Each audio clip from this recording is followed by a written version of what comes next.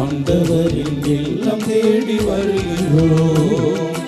ஆனந்தமாயிரை மனிதம் ஆகிறோம். ஆண்டவரின் இல்லம் தேடி வருகிறோம். ஆனந்தமாயிரை மனிதம் ஆகிறோம். தாயின் கருவில் நம்மை தேர்ந்த தெய்வம் அழைக்கிறார். தாயின் கருவில் நம்மை தேர்ந்த தெய்வம் அழைக்கிறார்.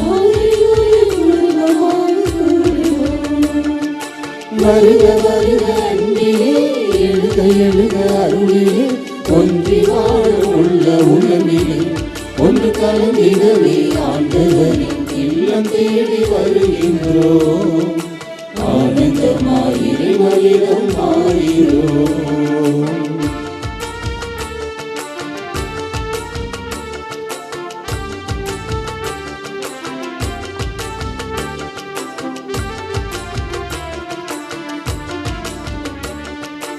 இணைந்து வாழும் மனிதன் நடுவில் இறைவன் எழுகிறார்.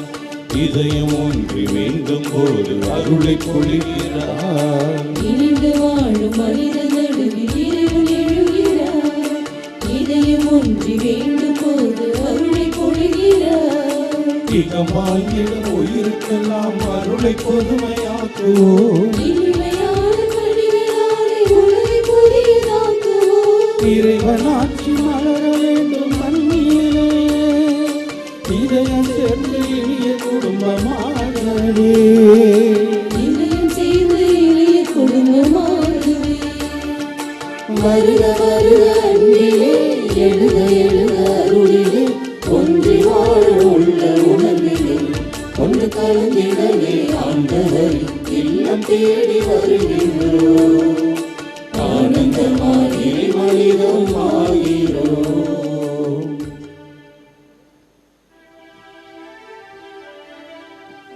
தந்தை மகன் தூயாவியாரின் பெயராலே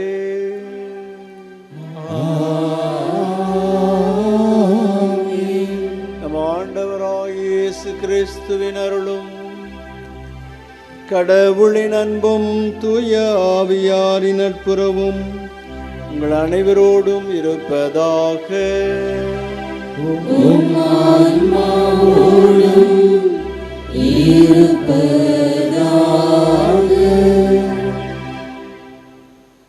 அன்பர்களே, இந்த திருப்பலியானது உங்களுடைய கருத்துக்களுக்காக, எண்ணங்களுக்காக, தேவைகளுக்காக, அதேபோல் ஜெயா ப்ளஸ் தொலைக்காட்சி திருத்தலத்தின் இணையதளங்கள் வழியாக இந்த திருப்பலியிலே பங்கெடுத்து கொண்டிருக்கின்ற அவர்களின் கருத்துக்களுக்காக, இந்த ஜெயா தொலைக்காட்சியை ஒளிபரப்ப உதவிய நன்கொடையாளர்களின் கருத்துக்களுக்காக, நேற்று இந்த ஆலயத்திலே ஒப்புக்கொடுக்க வேண்டும் என்று கருத்துக்களை எழுதி வைத்த அந்த கருத்துக்களுக்காக ஒப்புக்கொடுக்கப்படுகின்றது. அந்த கருத்துக்களுக்காக நாம் சிறந்த முறையிலே இந்த பலிபீடத்தில் ஜெபிப்போம். Dear friends, the Mass is offered for your intentions. You have come from various parts of the world and India, various parts of the state. The Mass is offered for you, and especially for those who are virtually participating through Jaya Plus and other Shrine Web TVs, other medias. We also thank the people who sponsored this program. இந்த திருப்பலியை தகுந்த முறையில் ஒப்புக்கொடுக்க நம்மை தயாரிக்கும் பொருட்டு நம்முடைய குறைபாடுகள், குற்றங்களை எண்ணி பார்த்து கடவுளிடமும் மற்றவர்களிடமும் மன்னிப்பு கேட்போம்.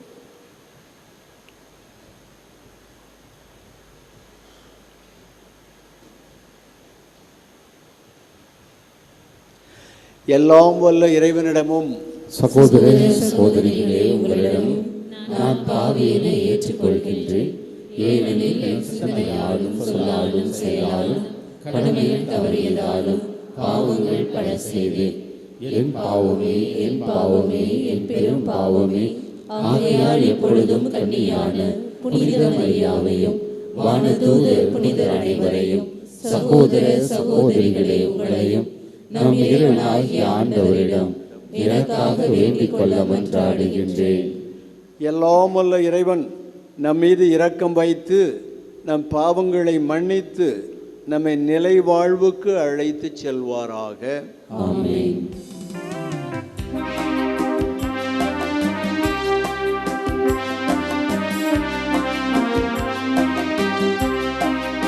ஆண்டவரே இரக்கமாயிரும்.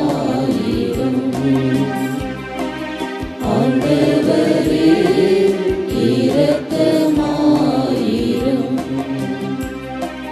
கிறிஸ்துவே இரக்கமாயிரும். கிறிஸ்துவே இரக்கமாயிரும். ஆண்டவரே இரக்கமாயிரும். ஆண்டவரே இரக்கமாயிரும்.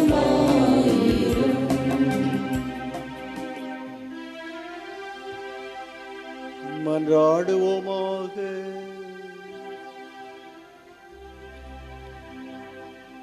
ஆண்டவரே, நாங்கள் ஆண்டுதோறும் நினைவு கூறும் மறை நிகழ்வுகளால் தொடக்கத்தில் இருந்த மனித இயல்பின் மேன்மையை புதுப்பிக்கப்பட்டு உயிர்த்தெழுதலின் எதிர்நோக்கை பெற்றுள்ளது.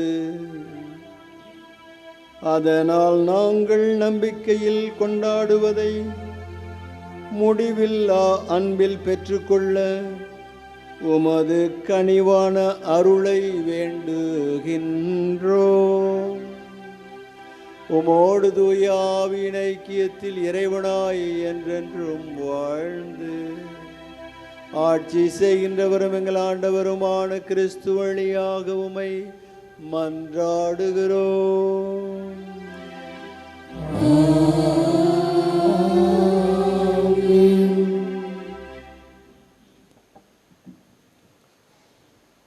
முதல் வாசகம். திருத்தூதர் பணிகள் நூலிலிருந்து வாசகம்.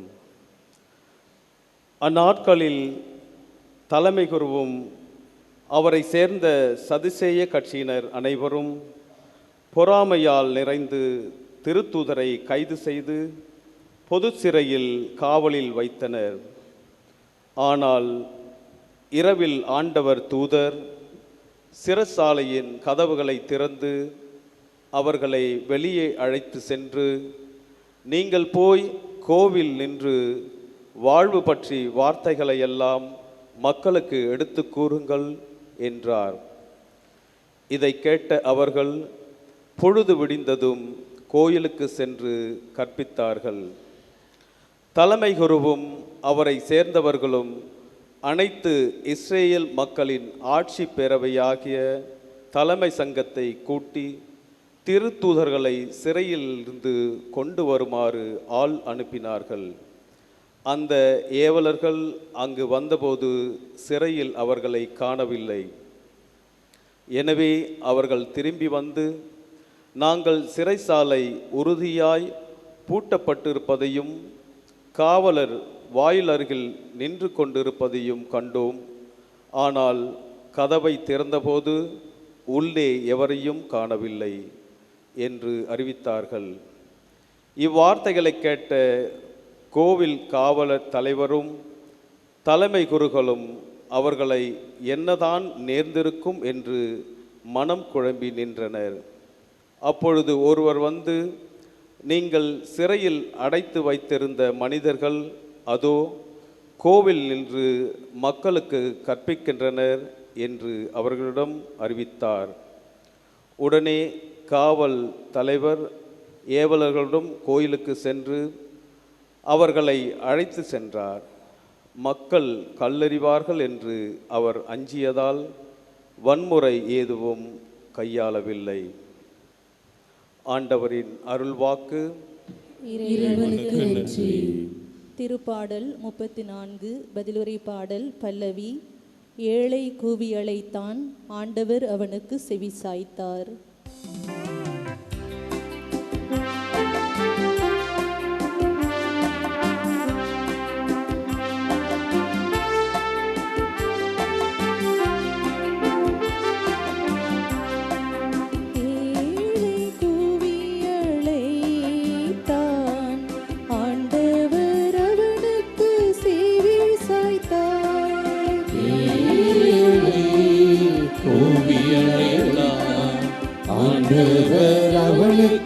செவி சாய்த்தார்.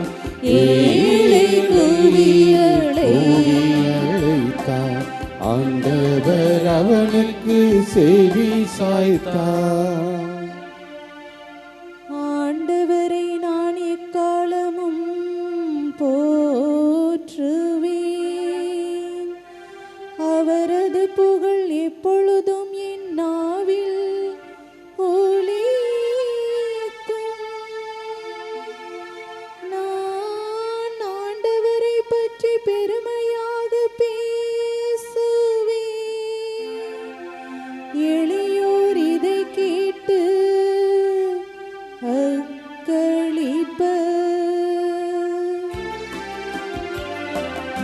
ஏழை கூவி அழைத்தார். ஆண்டவர் அவனுக்கு செவி சாய்த்தார். ஏழை கூவி அழைத்தார். ஆண்டவர் அவனுக்கு செவி சாய்த்தார். என்னுடன் ஆண்டவரை பெருமைப்படுத்துங்கள். அவரது பெயரை ஒருமிக்க மேன்மை படுத்துவோம். துணை வேண்டி நான் ஆண்டவரை மன்றாடினேன். அவர் எனக்கு மறுமொழி பகிர்ந்தார். எல்லா வகையான அச்சத்தினின்றும் அவர் என்னை விடுவித்தார்.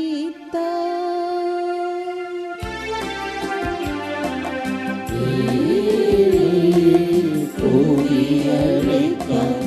ஆண்டவர் அவனுக்கு செவி சாய்த்தார். ஏழை கூவி அழைத்தார். ஆண்டவர் அவனுக்கு செவி சாய்த்தார்.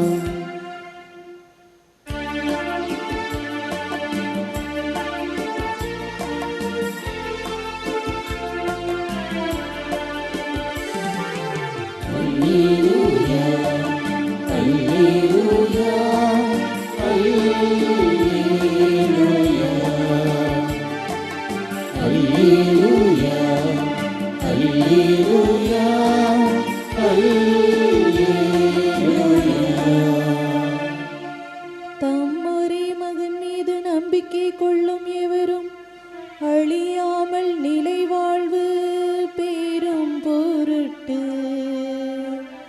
அந்த மகனையே அழிக்கும் அளவுக்கு கடவுள் உலகின் மேல் அன்பு கூர்ந்தார்.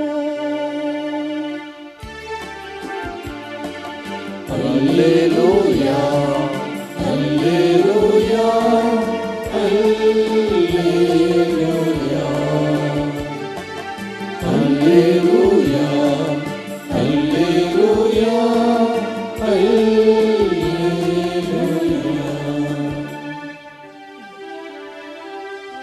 ஆண்டவர் உங்களோடு இருப்பாராக.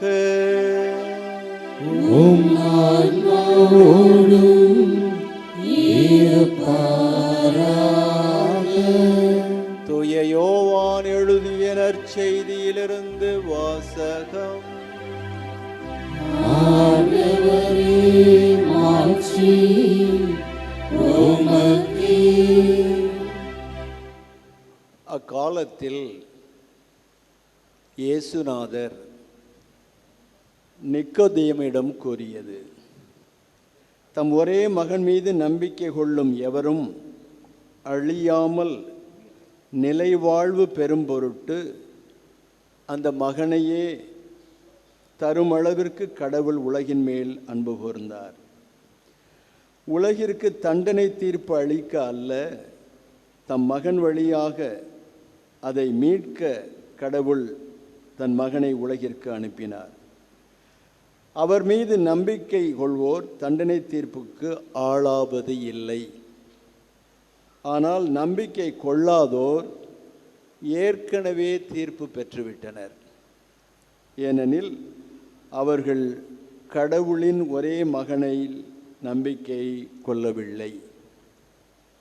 ஒளி உலகிற்கு வந்திருந்தும் தம் செயல்கள் தீயனவாய் இருந்ததால் மனிதர் ஒளியை விட இருளையே விரும்பினர். இதில்தான் அவர்களுக்கு எதிரான தண்டனை தீர்ப்பு அடங்கி உள்ளது. தீங்கு செய்யும் அனைவரும் ஒளியை வெறுக்கின்றனர். தங்கள் தீச்செயல்கள் வெளியாகிவிடும் என அஞ்சி அவர்கள் ஒளியிடம் வருவது இல்லை. உண்மைக்கு ஏற்ப வாழ்பவர்கள் ஒளியிடம் வருகிறார்கள். இதனால் அவர்கள் செய்யும் அனைத்தையும் கடவுளோடு இணைந்தே செய்கிறார்கள் என்பது வெளியாகும்.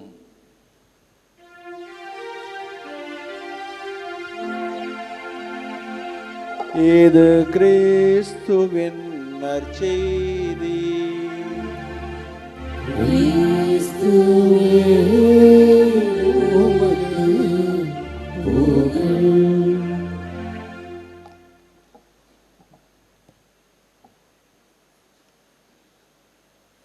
கிறிஸ்து இயேசுவில் இந்த வேளாங்கண்ணி திருத்தலத்தில் பொங்கும் அருளை பெற வந்திருக்கும் நன்னெஞ்சினோரே,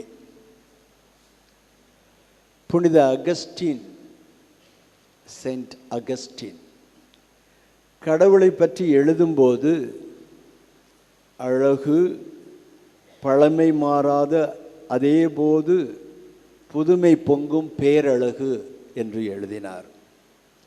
அழகு, பழமை மாறாத புதுமை பொங்கும் பேரழகு. அழகு என்ற பாடல் கூட இந்த மறை மாவட்டத்தினுடைய தந்தை வியானி மியூசிக் போட்டிருக்கார், லோக்கையா எழுதினார். அழகு மிகவும் அருமையான பாடல். இந்த அகஸ்தீனாருடைய இந்த விவரிப்பை, கடவுளை பற்றிய விவரிப்பை சீடர்கள் மிகுந்த வல்லமையோடு சாட்சி சொல்லி அறிவித்து வந்தார்கள். மிகுந்த வல்லமையோடு இயேசுவினுடைய உயிர்ப்பு என்றால் அதில் அடங்கி இருப்பது மரணம், மரணம் என்றால் அதில் அடங்கி இருப்பது அவருடைய போதனை, அவருடைய போதனை என்றால் அதில் செயல்பாடுகள் எல்லாம். Gospel within the gospel. ரெசரக்ஷனை பற்றி பேசுவது என்றால், உயிர்ப்பை பற்றி பேசுவது என்றால் எல்லாவற்றையும் அடக்கிய ஒரு காம்ப்ரஹென்சிவ் வேர்டு, எல்லாவற்றையும் உள்ளடக்கிய ஒரு சொல் ரெசரக்ஷன்.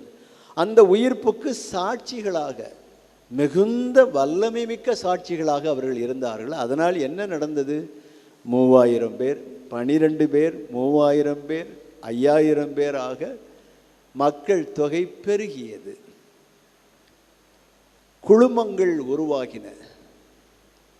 ஆங்காங்கே நற்கருணை கொண்டாட்டங்கள் நடந்தன வீடுகளிலே. தொடக்க காலத்திலே ஆலயங்கள் அதற்கென்று தனியாக இல்லை.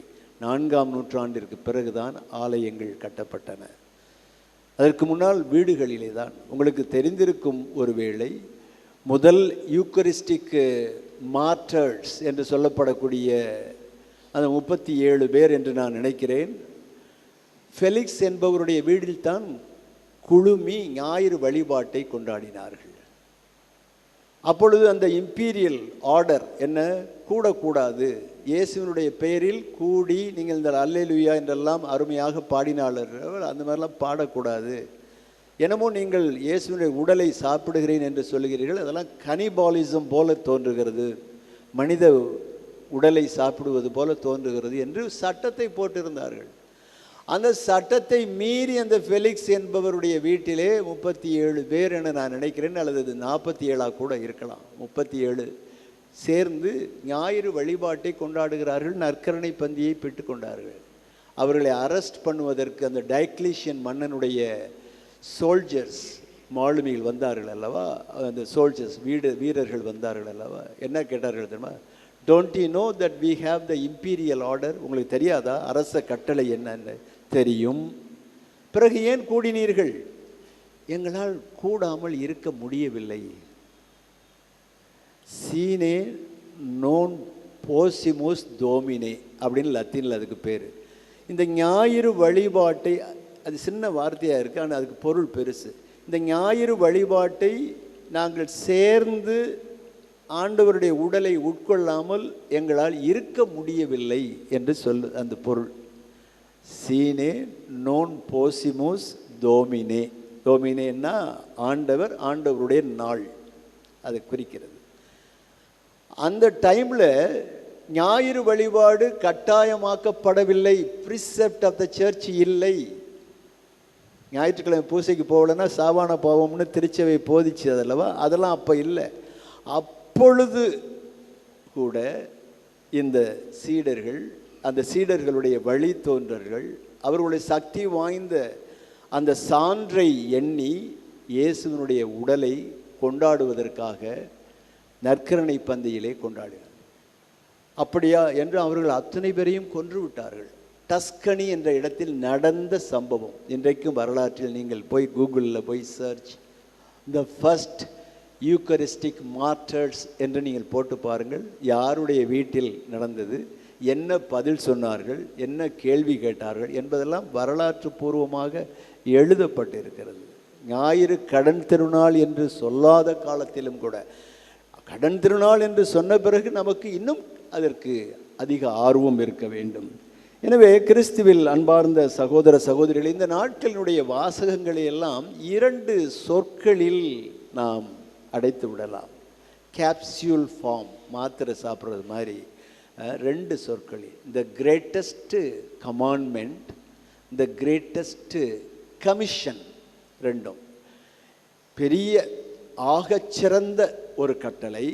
என்ன அந்த கட்டளை? அவரை சோதிப்பதற்காகவே கேட்கிறார்கள் இந்த சதுசேயர்கள், பரிசேயர்கள். கீரை கடையானாலும் எதிர்க்கடை வேண்டும் என்று சொல்லுவார்கள் அல்லவா. ஒரு போட்டி வேணும். நீ என்ன நற்செய்தி பணி செய்தாலும் கூட அதற்கு போட்டி வேணும். எந்த பணி செய்தாலும் போட்டி. கீரை கடையானாலும் எதிர்க்கடை வேண்டும் என்று சொல்லுவார்கள். அது ஆண்டவருக்கே அப்படி எதிரிகள் இருந்தார்கள். நல்லதை தவிர வேறு எதுவும் செய்யாத அந்த மாசற்ற செம்மறிக்கே எதிரிகள் இருந்தார்கள். உண்டாக்கி விட்டவர்கள் 2 பேர், கொண்டு போய் சேர்த்தவர்கள் 4 பேர் என்று பாடுகிறோமே, அவரை ஒவ்வொரு நாளும் கொண்டு போய் சேர்த்தார்கள். எந்தெந்த ஊரிலோ கொண்டு போய் சேர்த்தார்கள். அந்த 4 பேர், 6 பேர், 10 பேர் கூட்டம் இவனை சிலுவையிலே அறையும் என்று கத்திய அந்த கூட்டம், அதற்கு குறைவே இல்லை. எனவே இந்த கிரேட்டஸ்ட் கமாண்ட்மெண்ட் என்று சொல்லக்கூடிய அதிமுக்கியமான கட்டளை என்ன? உன்னுடைய முழு மனதோடு கடவுளை அன்பு செய், முழு உள்ளத்தோடு அன்பு செய். அதுக்கு காம்ப்ரமைஸே கிடையாது. நான் கூட என்னுடைய ஒரு பழைய பங்கிலே ஆலங்குடியில் எழுதியிருக்கிறேன். அந்த பீடத்தில் பார்த்தீர்கள் என்றால் இதை எதில் எழுதியிருக்கிறேன் தெரியுமா?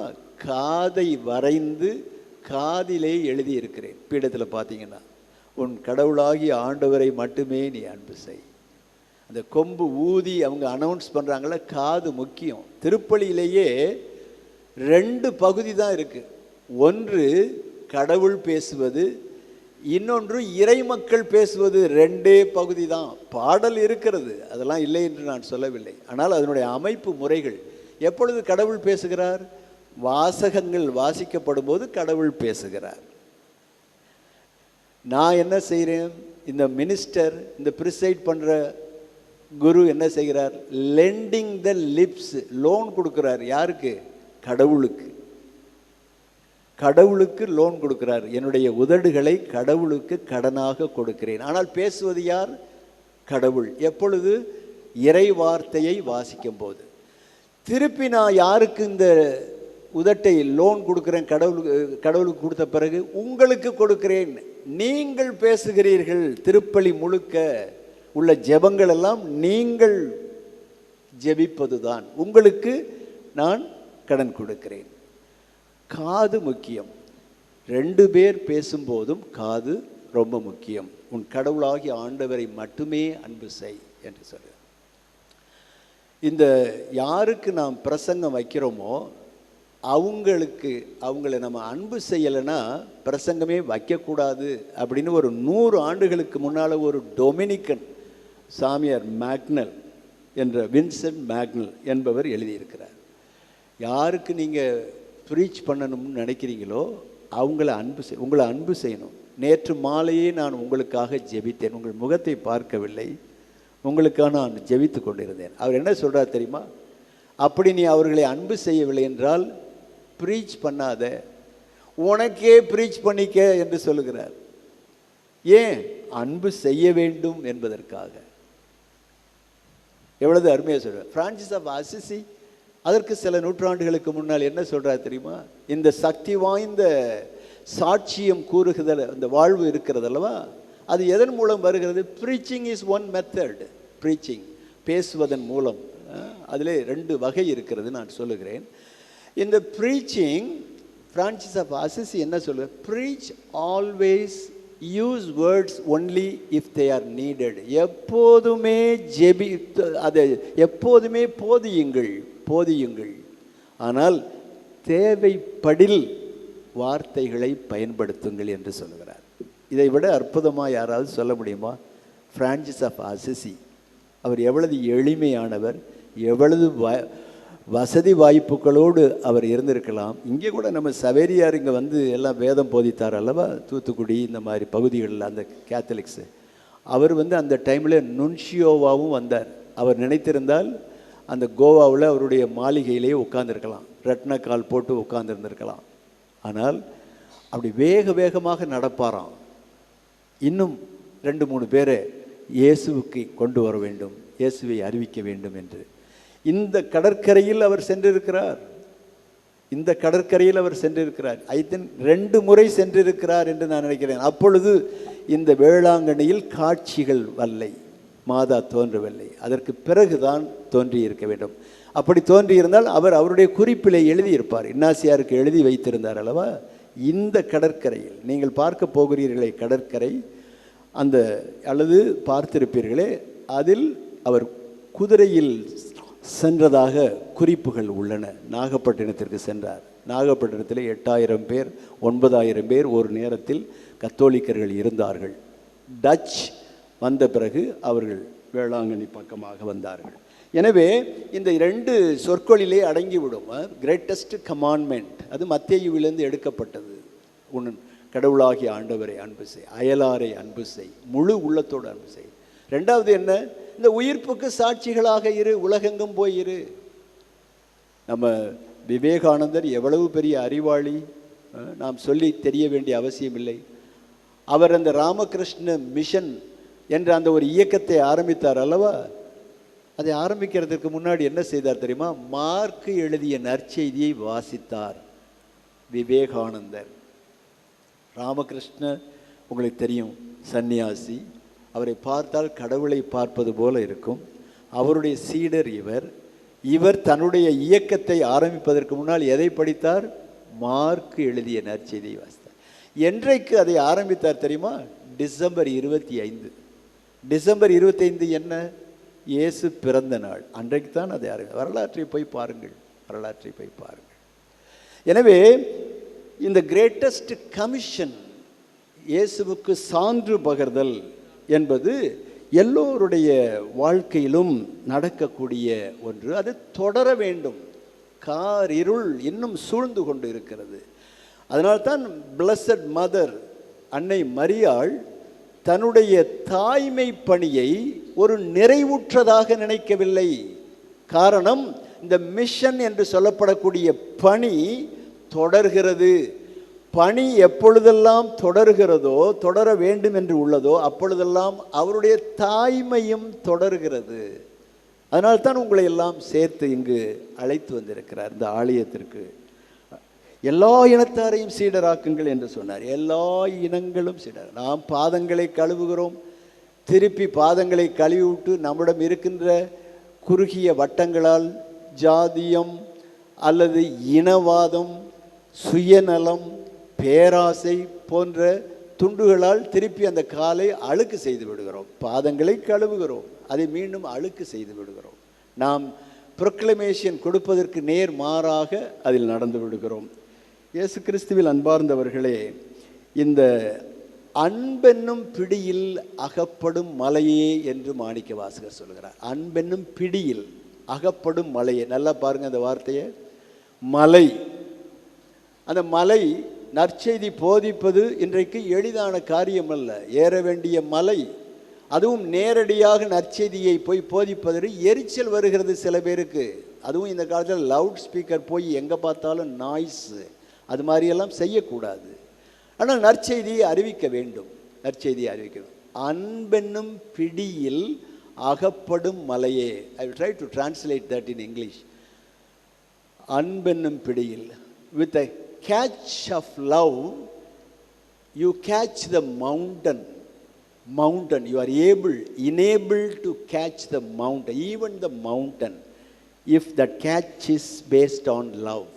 அன்பென்னும் பிடியில் அகப்படும் மலையே. உலகத்தையே நாம் வயமாக்கி விடலாம். எப்பொழுது? அன்பு என்ற கண்ணாடியை போட்டுக்கொள்ள வேண்டும். அன்பை போட்டு தான் நாம் கீதாஞ்சலியில் வரும்னு நினைக்கிறேன். மலைப்பொழிவை பற்றி காந்தியும் சொல்லுவார். அந்த அன்பு என்ற ஸ்பெக்டக்கிள் போட்டு அதை வாசியுங்கள் என்று சொல்லுவார். அன்பு அவ்வளவு முக்கியமான அன்பு. அந்த அன்பு இல்லாமல் நம்மால் இன்றைக்கு இந்த நற்செய்தி பணியை, இந்த சாட்சிய பணியை செய்ய முடியாது. அந்த அன்பு எப்படி? இந்த நெய் என்பது ஆர்வம். அன்பே அகழியாய் ஆர்வமே நெய்யாய் என்று திருமூலர் சொல்கிறார். அன்பே தகழியாய். அந்த கிண்ணம் இருக்கு இல்லையா, அது அன்பு. ஆர்வம் என்ன? அதில் ஊத்துற நெய் அல்லது எண்ணெய் ஆர்வம். அப்படித்தான் இந்த சீடர்கள் வாழ்ந்து வந்தார்கள். அப்படித்தான் நாமும் வாழ வேண்டும் என்று விரும்புகிறார். உங்களுக்கு ஒரு பங்கு இருக்கலாம், மேற்றாசனம் இருக்கலாம். நீங்களே 4 பேர் 3 பேர் சேர்ந்து கொள்ளுங்கள். அதில் வேறு வேறு இனத்தார்களையும் சேர்த்து கொள்ளுங்கள். நன்மை மட்டும்தான் நாம் செய்ய வேண்டும் என்று முயற்சி செய்யுங்கள். பங்கில பேர் குடும்பக்காடு இருக்குதா என்று மட்டும் பார்க்காதீர்கள். தொடர வேண்டும். இந்த சீடத்துவ பணி என்பது தொடர்ந்து நடக்க வேண்டிய நெடும் பயணம். அல்ஜீரியா நாட்டில் ஒரு ஷ்ரைனில், ஒரு மாதா ஷ்ரைனில், we pray also for our Muslim friendsன்னு எழுதியிருக்காங்களாம். இந்த மாதிரி ஒரு ஷ்ரைனில் நான் கூட இந்த பேராலயத்தின் முதன்மை கண்காணிப்பாளராகிய ஆயருக்கு அப்படி எழுதினேன். இப்படி எழுதலாம், ஆனால் அது அவர் நானே மாற்றிக்கொள்கிறேன். ஏனென்றால் இங்கே இந்து சமயம் என்று அதில் 6 பிரிவு இருக்கிறது. இந்து சமயத்தார்கள் தான் நமக்காக வேண்டிக் கொள்ள வேண்டும். காரணம் என்ன தெரியுமா? அந்த பால்கார பாலகன் யார்? அவன் ஒரு இந்து பையன். இந்து என்று இன்றைக்கு நாம் சொல்லுகிற பையன் சைவ சமயத்தை சார்ந்தவனாக இருந்திருக்கலாம், அல்லது வைணவத்தை சார்ந்தவனாக இருந்திருக்கலாம், அல்லது சிறு தெய்வ வழிபாடுகளை கும்பிடுகிற ஒரு பாரம்பரியத்தை சேர்ந்தவனாக இருந்திருக்கலாம், யாராக வேணாலும் இருந்திருக்கலாம். அதனால் இந்துக்கள் தான் கிறிஸ்தவர்களுக்காக வேண்டிக் கொள்ளுங்கள் என்று வேண்டணும் போல இருக்கு. ஏனென்றால் இந்த ஆலயத்திற்கு வருவதில் முக்காவாசி பேர் யார்? கிறிஸ்தவர்கள் அல்ல. உங்களுக்கு அது நன்றாக தெரியும். நமக்கு தாய், நமக்கு சகோதரி மரியாள். The good news is God loves us. The bad news is God loves all others also. நான் சொல்கிறது உங்களுக்கு நல்லா புரியுதா? The good news. நம்ம இந்த ஞானஸ்நான தொட்டியே கருவறைக்கு சமம். ஞானஸ்நான தொட்டி, அதில் போயிட்டு வந்த எல்லாருமே நாமெல்லாம் ஒரே இனம்தான். அதில் ஜாதி வேறுபாடெல்லாம் இருக்குது, அதெல்லாம் விட்டுருங்க. அதை ஒரு மெனக்கிட்டுக்கிட்டு அதை போய் பெர்பெச்சுவேட் பண்ணக்கூடாது. ஃபெமிலியாரிட்டி ஆஃப் கல்ச்சர் இருக்கலாம். அது அந்த ஞானஸ்நான தொட்டியே கருப்பை. அண்ணா கண்ணதாசன் உட்காந்துருக்காரு, அண்ணா உட்காந்துருக்கிறாரு. ஒருத்தர் யாரையோ பார்க்க வர்றாங்க. நீ எந்த ஊருப்பா அப்படின்னு கேட்குறாரு பேரறிஞர் அண்ணா, சிஎன் அண்ணாதுரை. அவன் என்ன சொல்கிறான்? நான் கரூருங்கய்யா அப்படின்னு. என்னது கரூரா? எல்லாரும் அந்த கரூர்லேருந்து வந்தவங்க தான்யா அப்படின்னு. கருவூர் நம்முடைய தாயினுடைய கருவிலிருந்து தானே நாம் எல்லோரும் வந்தோம். மரியாளுடைய கருவிலிருந்து தானே இந்த இயேசு வந்தார், உலகத்தினுடைய மீட்பர் வந்தார். எல்லாருமே அந்த கருவூரில் இருந்து தாயா வந்தோம். நீ உண்மையிலேயே கரூரா இல்லை பக்கத்து ஊராயா அப்படின்னு கேட்டிருக்காரு. பாரு என்ன ஞானத்தோடு அதை கேட்டிருக்காரு. அப்போ கண்ணதாசன் அங்கே உட்காந்துருக்காரு. அதை வச்சு கண்ணதாசன் ஒரு பாட்டு எழுதியிருக்கிறாரு. எந்த ஊர் எந்தவனே அப்படின்னு ஒரு பாட்டு வரும், போய் பாருங்கள். அது ஒரு ஊராக வரும், மேலூர் மேட்டூர் அப்படின்னு சொல்லிக்கிட்டே இருப்பார். அதனால் நம்முடைய தகழி ஆர்வத்திற்கு குறைவு இருக்கக்கூடாது. ரெண்டாவது, பழைய ஏற்பாடு கிரேக்க ரோமானிய கலாச்சாரத்தில் நட்பு என்பது ஈக்குவல்ஸோட தான், எனக்கு சமமாக இருக்கிறவங்களோட தான் நான் வந்து பழக முடியும், அவங்க கலாச்சாரம். அதை அப்படியே இயேசு மாத்துறாரு. அதற்கு அவருக்கு பல உதாரணங்களும் இருக்கிறது விவிலியத்திலே. தாவீது என்ன அரசன் தான், அடல்டரர், மர்டரர், பறைத்தமை தாவீது செய்தான், கொன்றான். அவனை நமக்கு முன்னோடியாக வைக்கவில்லையா? யாக்கோப்பு ட்ரிக்கு பண்ணி பதவி வாங்குறாங்கல்ல சில பேர், ட்ரிக்கு பண்ணி. அது மாதிரி யாக்கோப்பு தான் அவங்களுக்கெல்லாம் பாதுகாவலர்னு நினைக்கிறேன். யாக்கோப்பு நம்முடைய பிதாக்கள் அப்படி தான் இருக்காங்க, நம்முடைய பரம்பரையே அப்படி தான் இருக்குது. சாலமோன் வேற்று தெய்வங்களுக்கு போய் தூபம் போட்டுக்கிருந்தவர் தான் சாலமோன். அப்போ ஈக்குவலாக இருக்கிறவங்களைத்தான் அன்பு செய்யணும்னு சொன்னாக்க, கடவுள் யாரை அன்பு செய்யணும்? அவரையே தான் அன்பு செய்யணும்.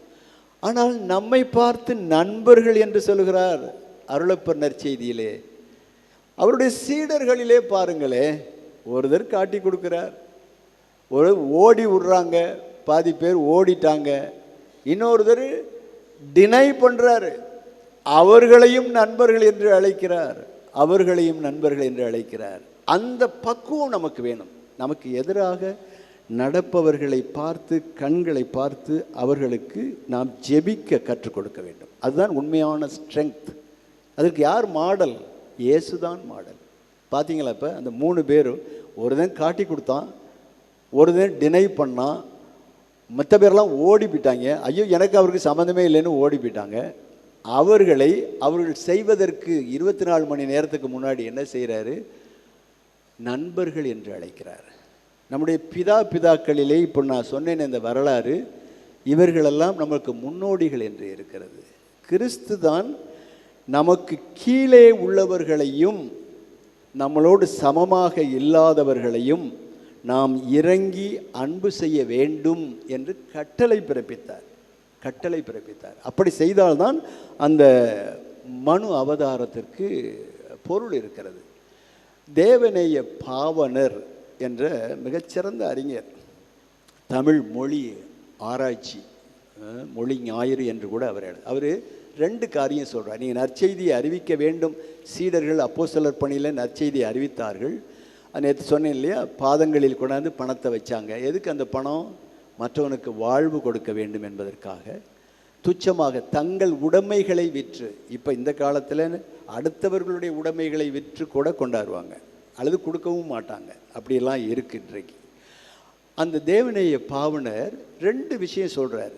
ஒரு கலாச்சாரம் வளர வேண்டும், வாழ வேண்டும் என்றால் அகநிலை தூண்டல், புறநிலை தூண்டல் என்று 2 வேண்டும்.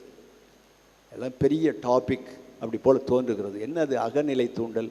இந்த இப்போ நீங்கள் பூசைக்கு வந்திருக்கிறீங்க, நான் உங்களுக்கு 2 வார்த்தை சொல்கிறேன் இல்லையா, இந்த நற்செய்தியை வாசிக்கிறேன், பாட்டு போடுறாங்க, தந்தை அருமையாக சங்கீதங்களை திருப்பலிக்கு முன்னால், இதெல்லாம் புறநிலை தூண்டல்.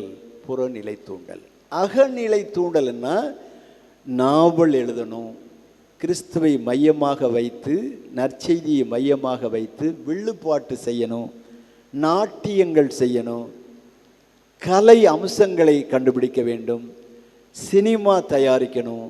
இதெல்லாம் தான் ஒரு காரணம். இந்த வேளாங்கண்ணி இவ்வளவு பார்வோற்றும் ஒரு ப்ரீமியர் ஷ்ரைன் இந்த வேர்ல்டாக இருக்கிறதுக்கு காரணம், இதெல்லாம் நமக்கு முன்னால் இருந்த பங்கு தந்தையர்கள், அப்பொழுது இருந்த ஆயர்கள் எல்லாம் பிளான் பண்ணி தான் செஞ்சாங்க. அதனால் இந்த மாதாவுக்கு அகநிலை தூண்டலும் இருந்தது, புறநிலை தூண்டலும் இருந்தது, தொடர்ந்தும் இருந்தது, அடர்ந்தும் இருந்தது. அதனால தான் இப்போ எங்கெங்கேயோ இருந்து ஆல் ரோட்ஸ் லீட் டு ரோம்னு சொல்லுவாங்கள்ல, இப்போ ஆல் ரோட்ஸ் லீட் டு வேளாங்கண்ணிங்கிறது மாதிரி வந்திருக்கோம். பூசை முடிஞ்சோடனே நீங்கள் ஒரு பஸ்ஸில் ஏறுவீங்க, நீங்கள் ஒரு காரில் போவீங்க, நீங்கள் ஒரு காரில் போவீங்க, நான் ஒரு காரில் போகிறேன், எங்கேயோ போகிறோம். இந்த இடம்தான் நம்மை ஒன்றிணைக்கிறது. இதுதான் இந்த நற்செய்தியினுடைய மகிமை. எனவே கிறிஸ்துவில் அன்பார்ந்த சகோதர சகோதரிகளே, மற்றவர்களை நாம் அன்பு செய்வோம். பெரு நாட்டில் இந்த ஸ்ட்ரீட் சில்ட்ரன்னு சொல்கிறாங்க இல்லையா, தெருக்களில் அலைந்து தெரிகின்ற ஏழைப்பட்ட மாணவர்கள், பிள்ளைகள், ஸ்டூடெண்ட்ஸு. அதில் ஒரு ஃபோட்டோவில் அந்த பையன் எழுதியிருக்கிறான், அவன் ஃபோட்டோ அங்கே இருக்குது அந்த ஹோமில். நான் மற்றவர்களுக்கு ஒரு நம்பர், எண் தான். நான் மற்றவர்களுக்கு நியூசன்ஸ், என்னை யாரும் உற்று கூட பார்ப்பது இல்லை அப்படின்னு சொல்கிறான். இன்றைக்கும் அப்படி இருக்கிறது. நாம் அப்படி உற்று பார்க்க கற்றுக்கொண்டோம் என்றால், அப்படி எல்லோரையும் அரவணைக்கின்ற விசால மனப்பான்மையால் அண்டத்தை விழுங்க கற்றுக்கொண்டோம் என்றால் அதுவே நற்செய்தி பணி. நீங்கள் ரெக்கார்டு போட்டு பாட்டு போட வேண்டிய அவசியமே இல்லை. பிரசங்கம் வைக்கிறதுக்கு சவுண்டை கூட்டுன்னு சொல்ல வேண்டிய அவசியமே இல்லை. You are preaching always. Use words only if they are needed. Thank you.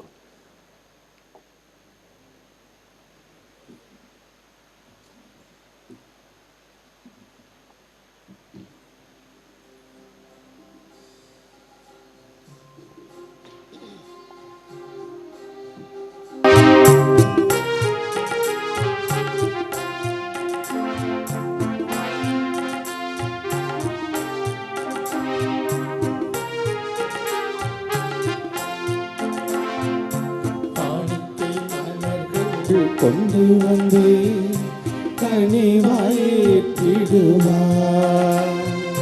கரையுள்ள இதயங்கள் அர்ப்பணித்தே காயங்கள் ஆற்றிடுவார். காணிக்கை மலர்கள் கொண்டு வந்து கனிவாயிற்றிடுவார். கரையுள்ள இதயங்கள் அர்ப்பணித்தே காயங்கள் ஆற்றிடுவார். உடலும் குருதியும் வரியும் மலரும் உன்னத நிகழ்வாய் மாற்றிடுவார். உடலும் குருதியும் வரியும் மலரும் உன்னத நிகழ்வாய் மாற்றிடுவார். அர்ப்பணித்தேன் அர்ப்பணித்தேன் மனிதம் மலர்ந்திடும் பலியினை. அர்ப்பணித்தேன் அர்ப்பணித்தேன் மனிதம் மலர்ந்திடும் பலியினை. நிலையாய் மாற்றிடுவார். சகோதர சகோதரிகளே, நாம் அனைவரும் இணைந்து ஒப்புக்கொடுக்கும் இந்த திருப்பலி எல்லாமுள்ள இறைவனாகிய ஆண்டவருக்கு ஏற்றதாகும்படி ஜெபியுங்கள். ஆண்டவர் தமது புகழ்ச்சிக்காகவும் ஆட்சிக்காகவும் நமது நன்மைக்காகவும் புனித திரு அவை அனைத்து நலனுக்காகவும் உமது கையிலிருந்து இப்பலியை ஏற்றுக்கொள்வாராக. இரக்கம் மிகுந்த இறைவா, இந்த பலியின் வணக்கத்துக்கு உரிய பரிமாற்றத்தால் எங்களை உமது உன்னதமான ஒரே இறை இயல்பில் பங்கு பெற செய்தருளும். அதனால் உமது உண்மையை அறிந்து கொண்ட நாங்கள் அதை தகுதியான செயல்களால் எமதாக்கி கொள்வோமாக. எங்கள் ஆண்டவராகிய கிறிஸ்து வழியாக உமை மன்றாடுகிறோம். ஆமென்.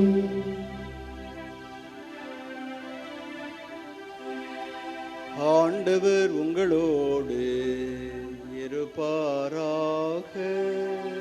உம் ஆன்மாவோடும் இருப்பாராக. இதயங்களை மேலே எழுப்புங்கள். ஆண்டவரிடம் எழுப்பியுள்ளோம். நம் இறைவனாகிய ஆண்டவருக்கு நன்றி கூறுவோம். அது தகுதியும் நீதியுமானது. ஆண்டவரே, தூயவரான தந்தையே, உம் அன்பார்ந்த மகன் இயேசு கிறிஸ்து வழியாக என்னாலும் எவ்விடத்திலும் நாங்கள் உமக்கு நன்றி செலுத்துவது மெய்யாகவே தகுதியும் நீதியுமாகும். எங்கள் கடமையும் மீட்புக்குரிய செயலுமாகும். உம் வார்த்தையான அவர் வழியாக அனைத்தையும் படைத்து அவரையே மீட்பராகவும் ஈடேற்றுபவராகவும் எங்களுக்கு அனுப்பினீர்.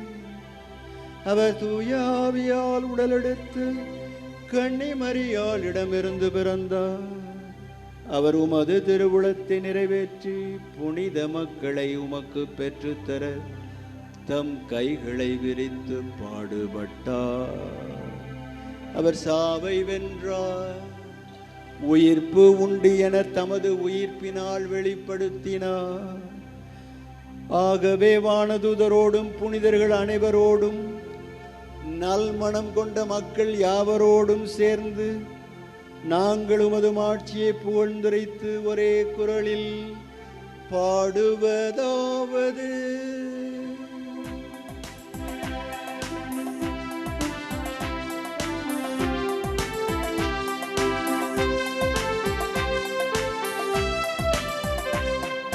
தூயவர் தூயவர் தூயவர் பால்கடிகளில் கடவுளம் ஆண்டவர்.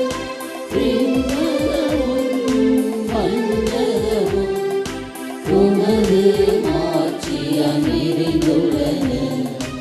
உன்னதங்களிலே ஓசன்னா, உன்னதங்களிலே ஓசன்னா. ஆண்டவர் பெயரால் வருகிறவர் ஆசீர் பெற்றவர். உன்னதங்களிலே ஓசன்னா, உன்னதங்களிலே ஓசன்னா.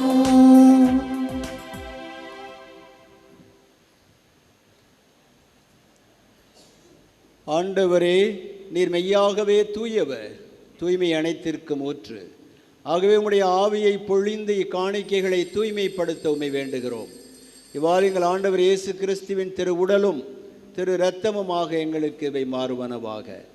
அவர் பாடுபட உளம் கனிந்து தம்மை கையளித்த போது அப்பத்தை எடுத்து நன்றி செலுத்தி அதை பிட்டு தம் சீடர்களுக்கு அளித்து கூறியதாவது: அனைவரும் இதிலிருந்து பெற்று உண்ணுங்கள், ஏனெனில் இது உங்களுக்காக கையளிக்கப்படும் என் உடல்.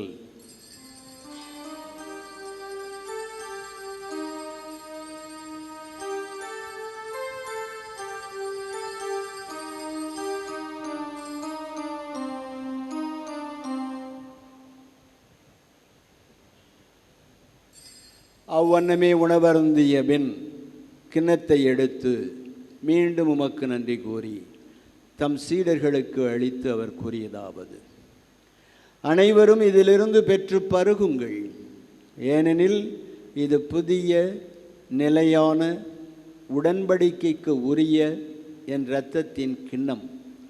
இது பாவ மன்னிப்புக்கு என்று உங்களுக்காகவும் பலருக்காகவும் சிந்தப்படும். இதை என் நினைவாகச் செய்யுங்கள்.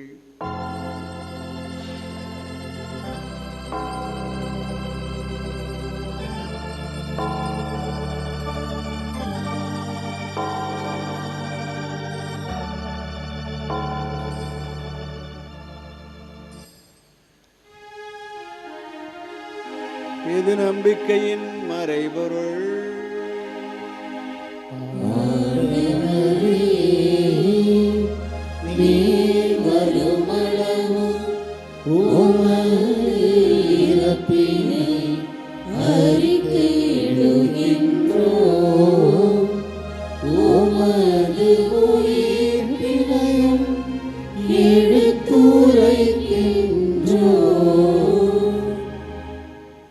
ஆகவே ஆண்டவரே, நாங்கள் கிறிஸ்துவின் இறப்பினையும் உயிர்ப்பினையும் நினைவு கூர்ந்து வாழ்வு தரும் அப்பத்தையும் மீட்பளிக்கும் இக்கிண்ணத்தையும் உமக்கு ஒப்புக் கொடுக்கின்றோம்.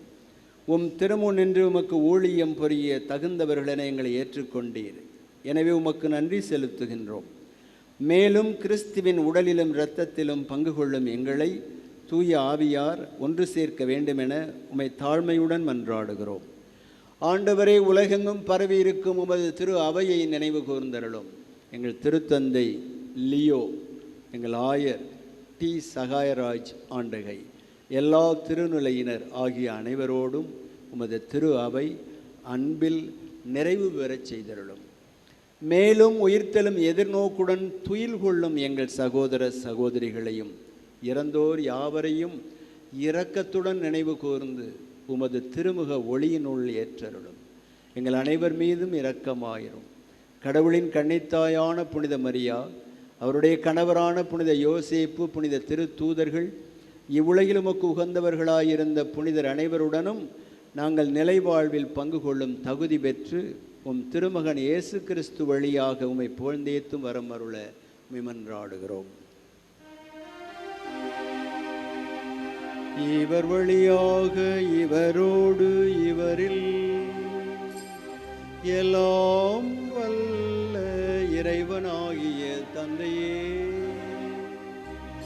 தூய ஆவியாரின் ஒன்றிப்பில் எல்லா புகழும் ஆட்சியும் என்றென்றும் உமக்கு உரியதே.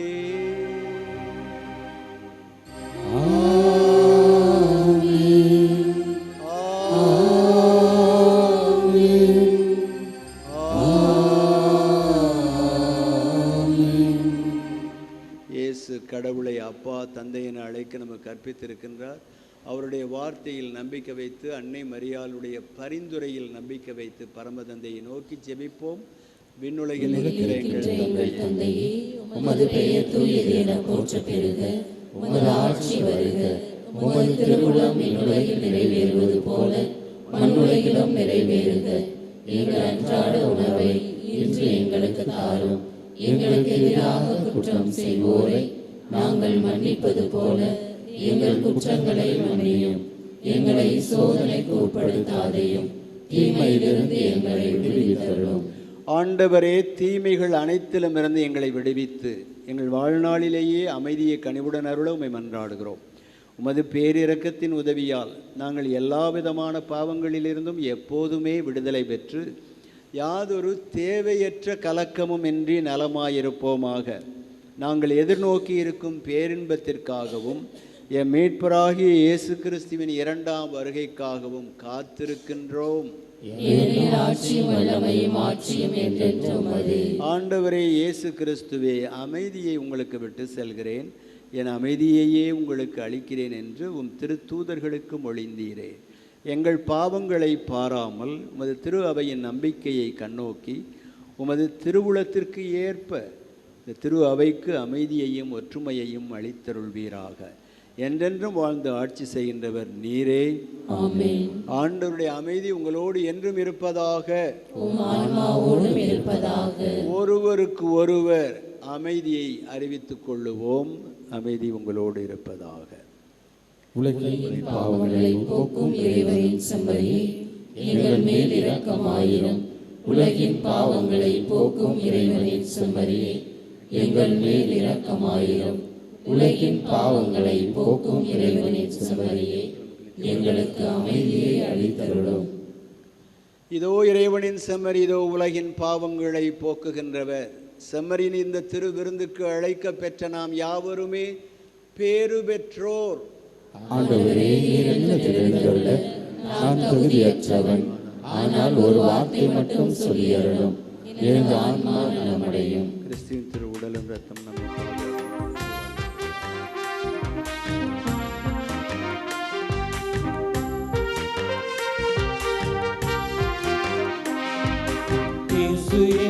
எழுந்த நேரம் நல்ல நேரமே, எல்லோருக்கும் சந்தோஷமே.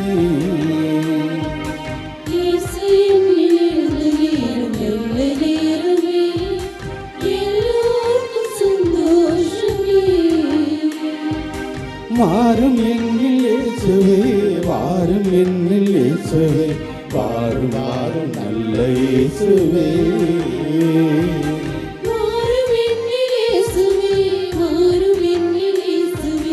வாரும் வாரும் நல்ல இயேசுவே.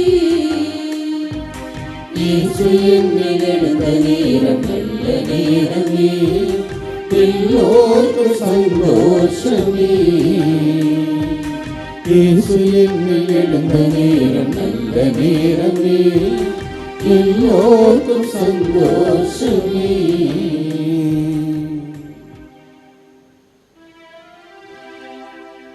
நன்றி கூறி மன்றாடுவோமாக. ஆண்டவரே, விண்ணக மறை நிகழ்வுகளால் நீர் நிறைவு செய்தவும் மக்களுடன் கனிவாய் தங்கியிருக்க உமை வேண்டுகின்றோம். பழைய நிலைகளிலிருந்து வாழ்வின் புதிய நிலைகளுக்கு நாங்கள் கடந்து செல்ல நீர் உதவுவீராக. எங்கள் ஆண்டவராகிய கிறிஸ்து வழியாக உமை மன்றாடுகிறோம்.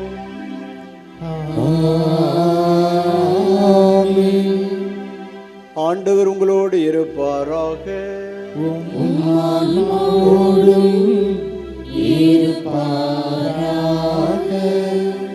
ஆற்றலும் அன்புமிக்க இயேசுவை கையிலேந்தி காலமெல்லாம் இந்த கடலோரம் காத்திருக்கும் புனித ஆரோக்கிய தாயே, இப்பேராலயத்தில் கூடியிருக்கும் பக்தர்கள் மற்றும் எங்களோடு ஊடகங்கள் வழியாக இதில் பங்கேற்கும் அனைவரையும் ஆசிர்வதியும். இவர்களின் மனம் சோர்ந்திருக்கும் போது பால்கார பாலகனின் பால்குடத்தை பொங்கச் செய்தது போல அவர்களுடைய மனங்களையும் ஆர்வத்தால் மகிழ்ச்சியால் பொங்க வையும். அவர்கள் தோல்வியை பார்க்கின்ற போது நடக்க இயலாத சிறுவனை நடக்க வைத்தது போல எழுந்து அவர்களை நடக்க வையும். இவர்கள் துன்பக் கடலில் தவிக்கின்ற போது அந்த மாலுமிகளை கரை சேர்த்தது போல எங்கள் அனைவரையுமே கரை சேர்த்தருளும். வரம் பெற்று தரும் புனித ஆரோக்கிய அன்னை உங்களோடு என்றும் தங்குவாராக. May Jesus touch you and heal you through the loving intercession of his dear mother, Our Lady of Velangani. எல்லாம் வல்ல இறைவன் தந்தை மகன் தூயாவி உங்கள் அனைவரையும் ஆசீர்வதிப்பாராக.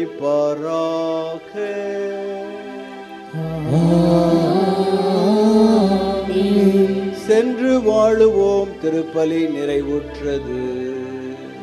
இறைவனுக்கு